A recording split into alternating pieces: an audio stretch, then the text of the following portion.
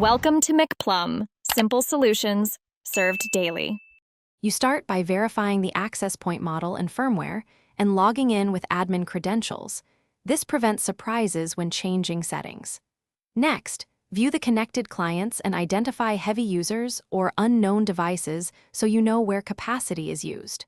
While still in the dashboard, suspend bandwidth-heavy services like system backups or large updates to free airtime. Once done, make sure you keep a list of any devices you disconnect so they can be restored after the temporary fix.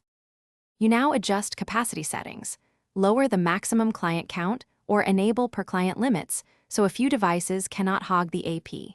Then change the radio to a less congested channel or move devices to the 5 GHz band if supported. This reduces collisions and increases throughput.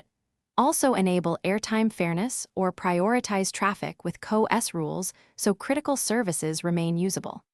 After applying these changes, watch the client list and throughput to confirm connections, stabilize before moving to wrap-up steps. You finish by saving settings and, if necessary, performing a controlled reboot of the access point. Let it complete its full 2 to 3 minute initialization so radios and clients resettle. Then, restore suspended services slowly while monitoring client counts and bandwidth to avoid re-triggering the overflow.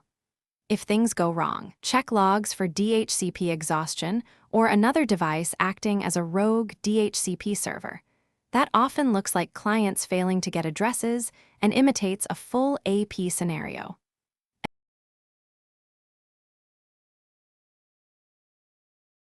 Thanks for watching. Stay juicy and subscribe.